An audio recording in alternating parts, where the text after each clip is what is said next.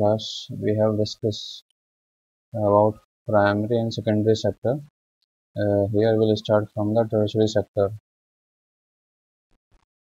So here, as you can see, uh, after primary and secondary, there is a third category of activities that falls under tertiary sector and is different from the above two. These are activities that help in the development of the primary and secondary sectors. These activities by themselves do not produce a good, but they are an aid or a support for the production process. For example, goods that are produced in the primary or secondary sector would need to be transported by trucks or trains and then sold in wholesale and retail shops. At times, it may be necessary to store these in godowns. We also may need to talk to others over phones or send letters of or borrow money from banks to help production and trade. Transport, storage, communication, banking, trade are some examples of tertiary activities. Since these activities generate services rather than goods, the tertiary sector is also called the service sector. So remember this term, service sector. So our tertiary sector is also known as a service sector. Why? Because apart from providing goods or producing goods, it's provide services for the products of primary and secondary sector to reach their market or the people who want to use those products. Like in primary sector, the crops which the farmers produce, like wheats, rice, uh, so many things. So for these crops to reach the people who want to use those things, we need transportation roads, uh, these facilities. So this comes under the service sector, like banking services. So uh,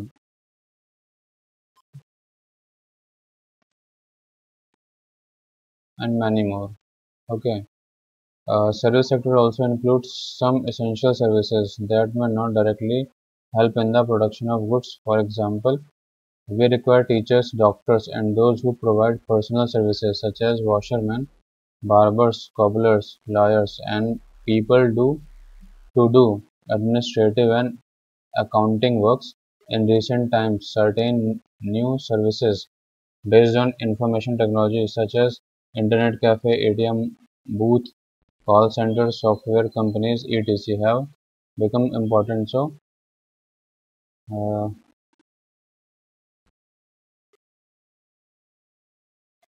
so there are various services which are not directly connected with the primary or secondary sectors, uh, but in themselves they are essential services like teachers, doctors, lawyers, and nowadays uh, everyone is using internet. So these services are uh, comes under the tertiary sector and playing major role in the life of people.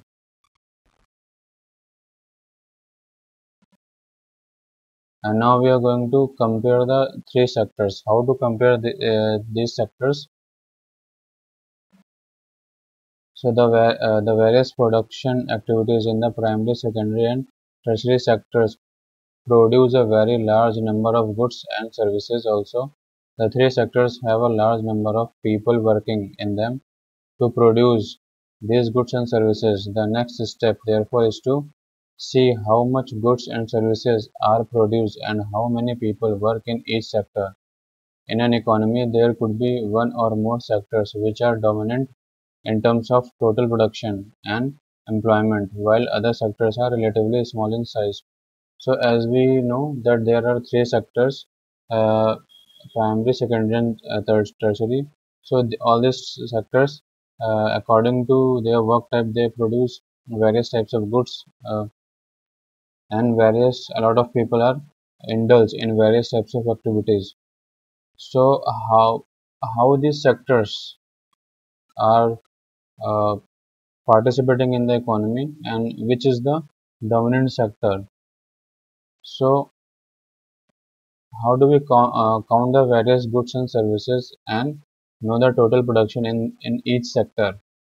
So what is the method? Finding the total products of each sector which they are producing, like primary sector.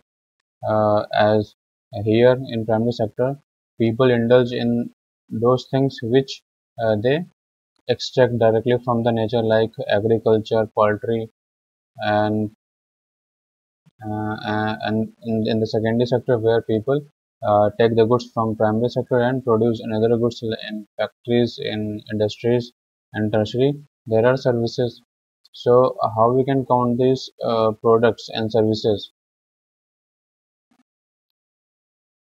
So for this, uh,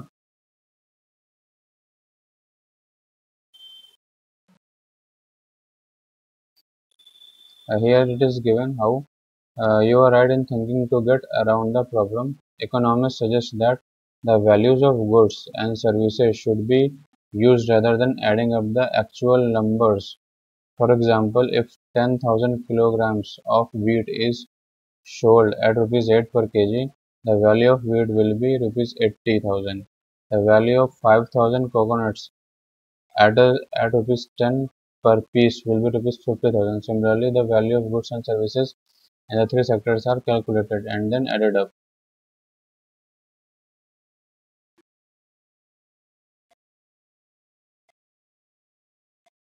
So, what the economists do? Actually, they count their values, the total value of the products, not counting the each and every product. So they are counting the total value. Like if there is a production of wheat, so they count the total value of the wheat which is produced. Uh, Remember, there is one precaution one has to take. Not every good or service that is produced and sold need to be counted. It makes sense only in include the final goods and services. Take for instance a farmer who sells wheat to a flour mill for rupees 8 per kg. The mill grinds the wheat and sells the flour to a biscuit company for rupees 10 per kg. The biscuit company uses the flour and things such as sugar and oil to make 4 packets of biscuits. It sells biscuits in the market to the consumers for rupees 60. Biscuits as the final goods, goods that reach the consumer. So in this case, we take the final value of the final value of the final product. Like in this case, will not count the value of wheat, which is wheat and sugar and oil, which are used in the production of biscuit. So we'll only take the value of this 60 rupees, which is the cost of value of final product. In this value, the cost of wheat, sugar, and oils which is used is included. Why are only final goods and services counted? In contrast to final goods, goods such as wheat and the wheat flour in this example are intermediate goods. Intermediate goods are used up in producing final goods and services. The value of final goods already includes the value of all the intermediate goods. Uh, so here in this case, will not take the value of all intermediate goods like wheat, flour, sugar, oil, because in the final product which is produced biscuit in its value, the values of all the intermediate goods are included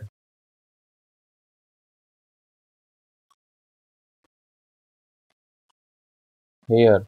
The value of final goods and services produced in each sector during the particular year provides the total production of the sector for that year, and the sum of production in the three sectors gives what is called the gross domestic product, GDP.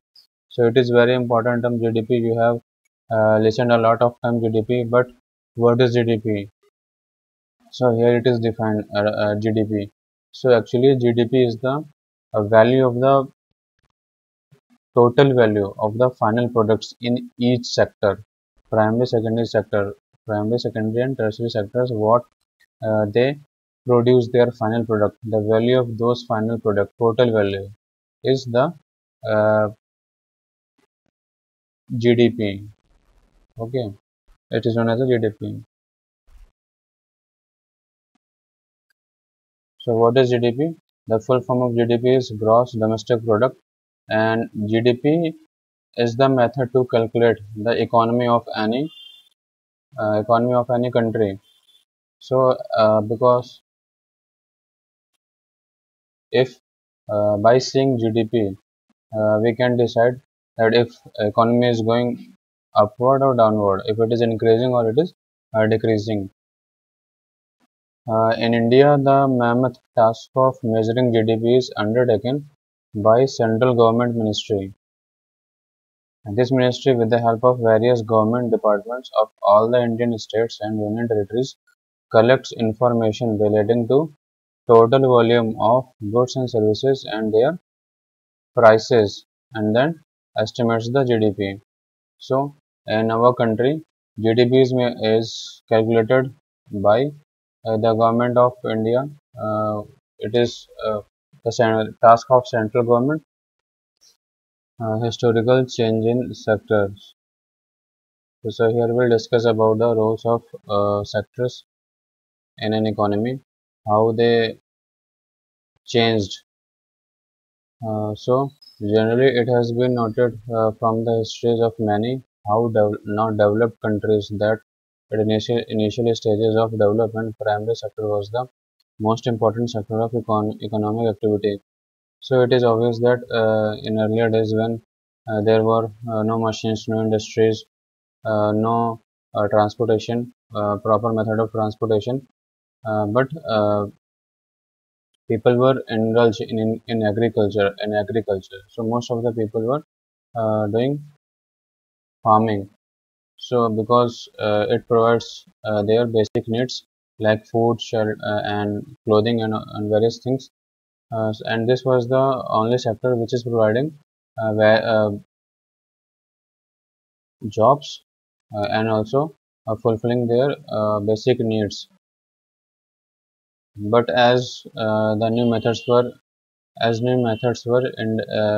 implemented in the agriculture sector, so production increased, and now people started to take another activities.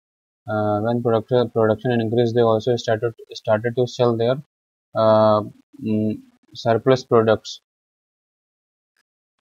So the because of that, the other sectors also came in light, like secondary and tertiary sector. Because for selling their products, they need markets, they need transportation and various services, roads. So secondary sector also increased, and various services also needed over a long time, and especially because new methods of manufacturing were introduced, factories came up and started expanding. Those people who had earlier worked on farms now began to work in factories in large numbers.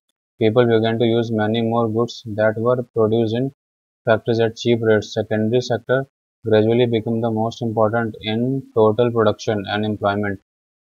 Hence, over time, a shift had taken place. This means that the importance of the sectors had changed. So, how the secondary sectors dominated the economy? They started to dominate an economy because as after the industrial revolutions, as the machines were uh, invented and factories and industries were started to set up, people started to work in those people who are working earlier, working in agriculture, started to work in those factories and industries in large amount. And also they started to use the products of these factories and industries. So in gradually these sectors, industries and industrial sector, they started to dominate the economy. In the past 100 years, there has been a further shift from secondary to tertiary sector in developed countries. The service sector has become the most important in terms of total production. Most of the working people are also employed in the service sector. This is the general pattern observed in developed countries. So now at the present time, the another sector which is dominating the economy of most of the countries in tertiary sector, and this is the sector which is providing the large number of jobs or employment. What is the total production and employment in the three sectors in India? So it is a question either you see it or not. Over the years, have there been changes similar to the pattern observed for the developed countries? We shall see the next. So here, primary, secondary, and tertiary sectors in India. GDP by primary, secondary, and tertiary sector. Just see this graph. This is tertiary sector, secondary sector, and primary sector. So tertiary, secondary, and primary. In 1973 and 2003. In 1973, the primary sector are dominating the economy, contributing the in economy. Uh, it was the dominating sector. But in 2003, the tertiary sector, the service sector is contributing in economy, which is a dominant sector now. It is service sector.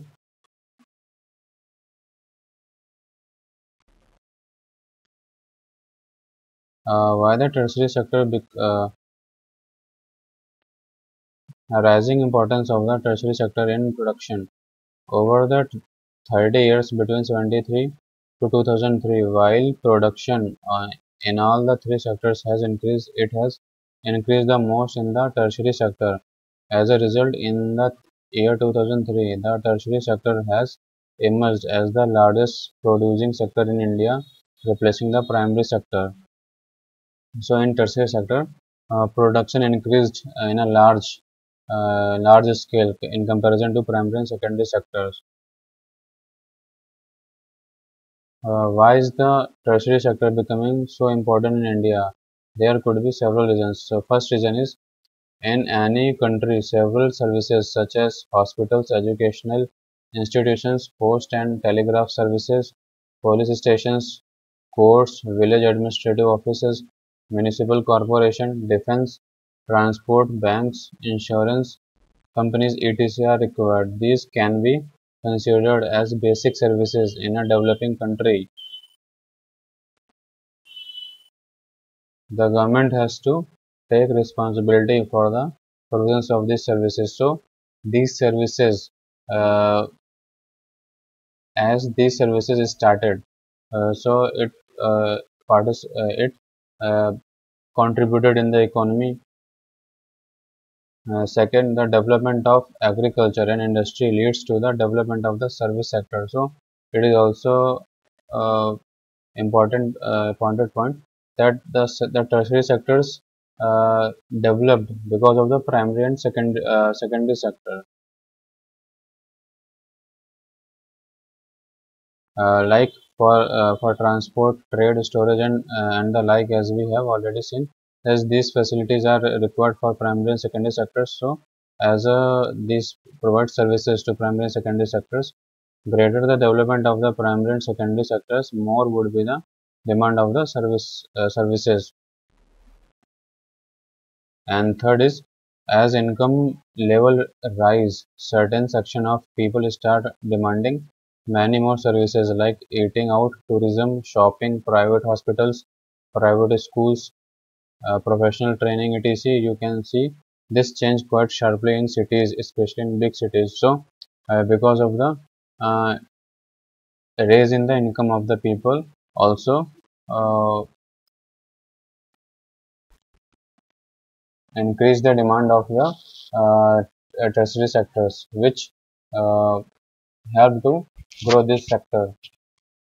And the fourth cause is Over the past decades, also certain new services such as those based on information and communication technology have become important and essential. The production of the services has been rising rapidly. However, you must remember that not all the service sector is growing equally well. Service sector in India employ many different kinds of people at one end. There are a limited number of services that employ highly skilled and educated workers. At the other end, there are very large number of workers engaged in services such as small shopkeepers, persons, transport persons, etc. These people barely manage to earn a living, and yet they perform these services because no alternative opportunities for work are available to them.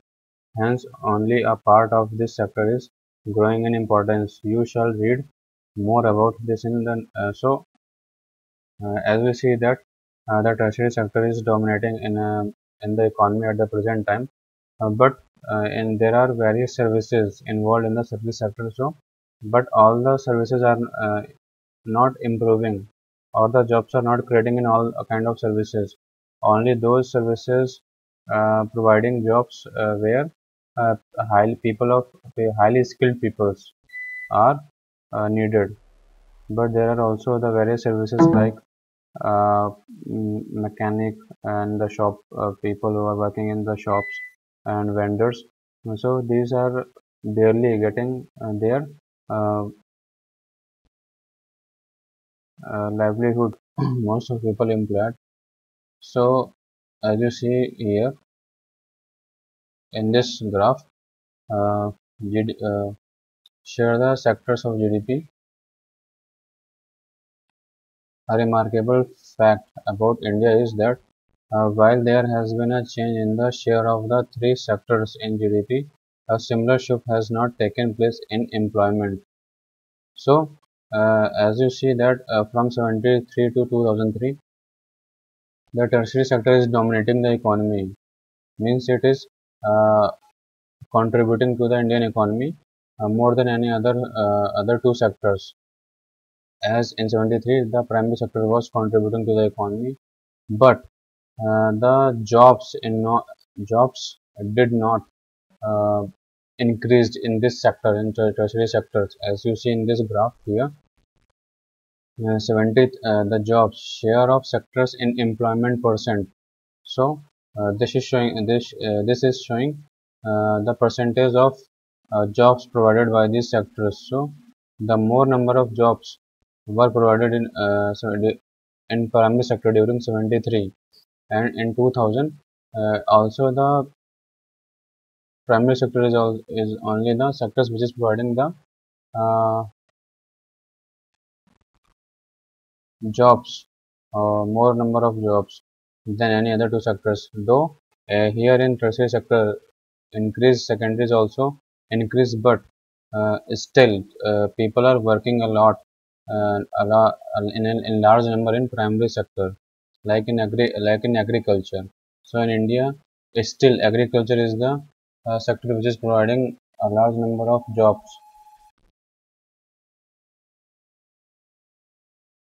So why didn't a similar shift out of primary sector happen in case of employment? It is because not enough jobs were created in the secondary and tertiary sector. Though industrial output or the production of goods went up by 8 times during the period, employment in the industry went up by only 2.5 times. The same applies to tertiary sector as well. While production in the services sector rose by 11 times, employment in the services sector rose less than 3 times. So, production and services increased, but the employment did not increase parallel to the production of services. As a result, more than half of the workers in the country are working in the primary sectors, mainly in agriculture, producing only a quarter of the GDP. So, primary sector is the sector where a large number of people are working, but this sector contributing very less to the GDP of our country. So, it is the drawback of our economy. In contrast to this, the secondary and tertiary sectors producing three-fourths of the produce, whereas they employ less than half the people.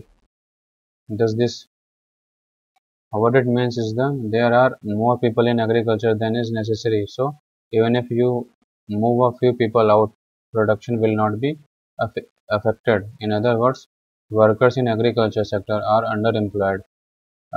Means there are much people are involved in agriculture than it is needed. So how to create more employment?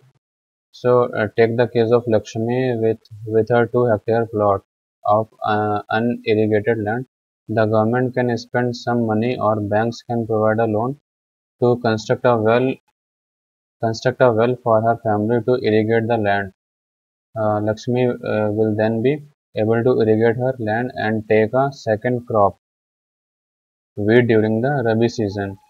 Let us suppose that 1 hectare of wheat can provide employment to 2 people for 50 days, including sowing, watering, fertilizer, application, and harvesting. So, two more members of the family can be employed in her own field. Now, suppose a new dam is constructed and canals are dug to irrigate many such farms. This could lead a lot of employment generation within the agriculture sector itself, reducing the problem of underemployment. So this is the measure can be taken like providing these facilities like irrigation facilities to the farmers, which can also uh, generate more jobs in the agriculture sector. Now suppose Lakshmi and other farmers produce much more than before. They would also need to sell some of this. For this, they may be required to transport their products to a nearby town. If the government invests some money in transportation and storage of crops, or makes better rural roads so that mini trucks reach everywhere, several farmers like Lakshmi who now have access to water can continue to grow and sell these crops. This activity can provide productive employment not just farmers but also others such as those in service like transport and trades. So this is also the benefit of investing in the agriculture sector, that if the farmers producing more crops, and then they can sell their products to the market. For this they needed transportation services, markets, storehouses. So the other sector is also dependent on the agriculture, and which will grow if the agriculture sector will grow if the government invest in the agriculture. So it will generate another sectors and various jobs also. Lakshmi's need is not confined to water alone. To cultivate the land, she also needs seeds, fertilizers, agricultural equipment, and pump sets to draw water. Being a poor farmer, she cannot afford many of these, so she will have to borrow money from money lenders and pay interest, high rate of interest. If the local bank gives her credit at a reasonable rate of interest, she will be able to buy all this in time and cultivate her land. This means that along with water, we also need to provide cheap agricultural credit to the farmers for farming to improve. We will okay. So banking facilities are also uh, needed there in farming in agriculture, apart from seeds, water, and other facilities, other tools and things which the farmers require. They also need money to invest in their farming. So banks can provide money in low rate of interest. Another way of which we can tackle this problem is to identify, promote, and locate industries and services in semi-rural areas where a large number of people may be employed. So another steps can be taken, like the government can set up small industries or factories where uh, the large number of people are involved in the production of like dal, sugar. So there can be dal mills or sugar mills can be set up. So it will also generate employment, and opening of cold storage could give the an opportunity for farmers to store their products like potatoes and onions. So these things also generate new employments.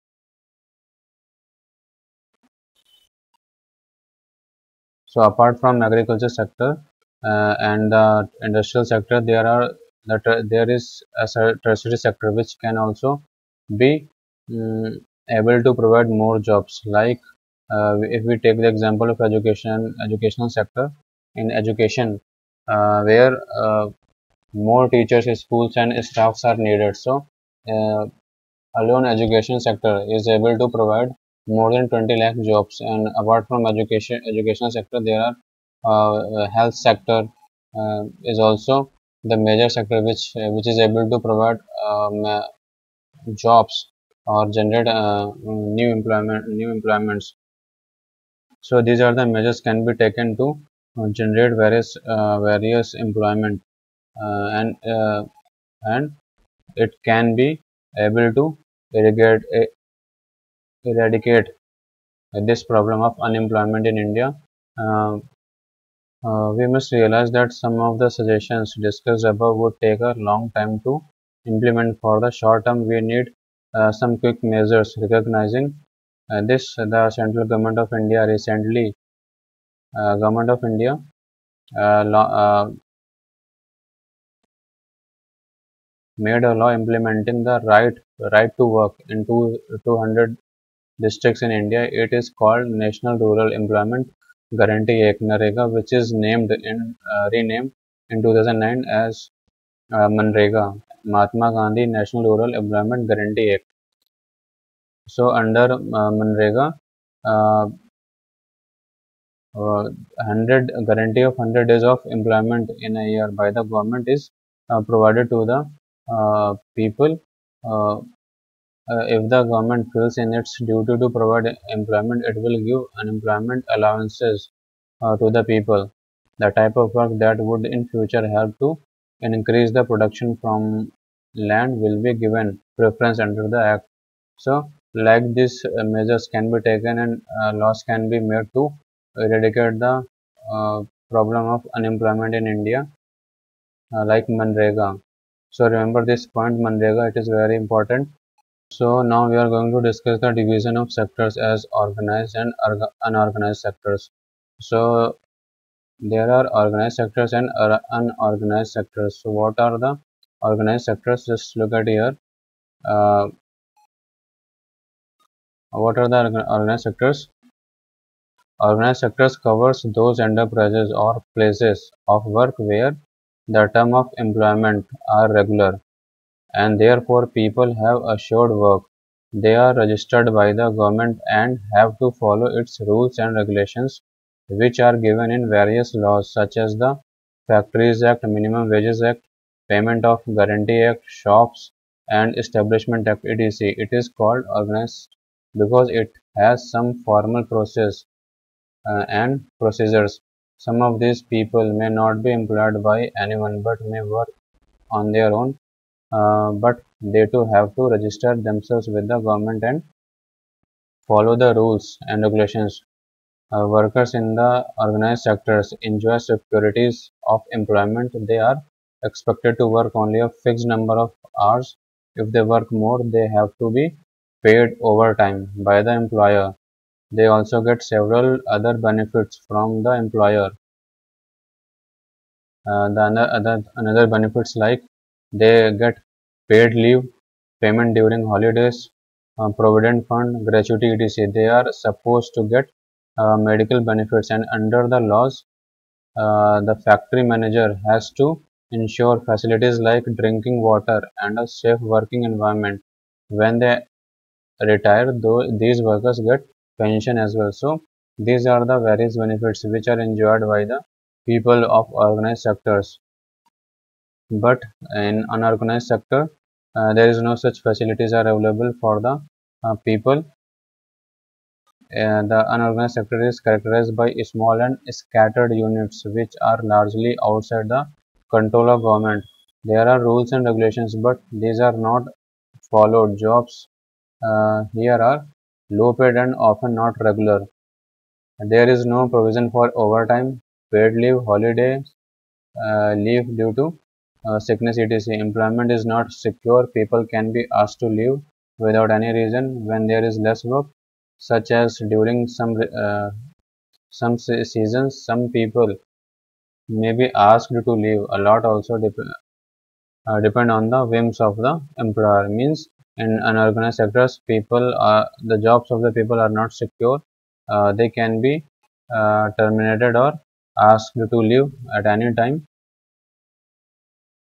This sector includes a large number of people who are employed on their own during small jobs such as selling on the street or doing repair work. Similarly, farmers work on their own and hire laborers as and when they require.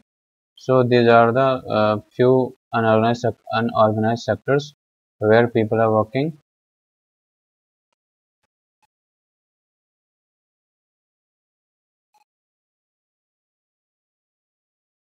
Sectors in terms of ownership, public and private sectors. Another way of classifying economic activities into sectors could be on the basis of who owns assets and is responsible for the delivery of services. In the public sector, the government owns most of the assets and provides all the services. In the private sector, ownership of assets and delivery of services is in the hands of private individuals or companies. Railways or post office is an example of the public sector, whereas companies like Tata Iron and Steel Company Limited (TISCO) or Reliance Industries Limited (RIL) are privately owned. Activities in the private sector are guided by the motive to earn profit. To get such services, we have to pay money to these individuals and companies. The purpose of the public sector is not just to earn profits. Governments raise money through taxes and other ways to meet expenses on the services rendered by it. Modern day governments spend on the whole range of activities. What are these activities? Uh, so there are several things needed by the society as a whole, but which the private sector will not provide at a reasonable cost. So it is the drawback of the private sector that the services which we are getting at a very low price, the private sectors which are not able to provide us. If they provide, they will charge uh, very high amount. Some of these needed spending large sums of money, which is beyond the capacity of the private sector. Also, uh, like we can take the example of electricity, telephone, and other services or drinking water. So, if these services will be provided by the private sector, they will charge very high. Collecting money from thousands of people who use these facilities is not easy. Even if they do provide these things, they would charge a high rate for their use. Examples are construction of roads, bridges, railway, harbors, generating electricity, providing irrigation through dams. Thus, governments have to undertake such heavy spending and ensure that these facilities are available for everyone. There are some activities which the government has to support. The private sector may not continue their production or business unless government encourages it. For example, selling electricity at the cost of generation may push up the costs of production of industries. Many units, especially small-scale units, might have to shut down. Government here steps in by producing and supplying electricity at rates which these industries can afford. Government has to bear part of the cost. This is a very good example of why we need government sector, why we need public sector, because these are the few services which the public sector are not able to provide us.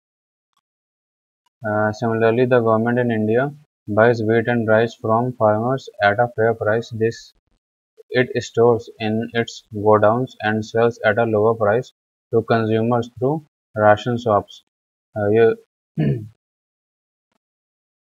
The government has to bear some of the cost. In this way, the government supports both farmers and consumers. There are a large number of activities which are the primary responsibilities of the government. The government must spend on these. Providing health and education facilities for all is one example. So there are various primary needs of the people of India which are taken care, but the private sector are not able to provide those facilities. Why? Because they need profit. But government of India here steps in to provide these facilities like uh, education, health facilities, education facilities. We have discussed some of these issues in the first chapter. Running proper schools and providing quality education, particularly elementary education, is the duty of the government. India's size of literature population is one of the largest in the world. Similarly, we know that nearly half of India's children are malnourished and a quarter of them are critically ill.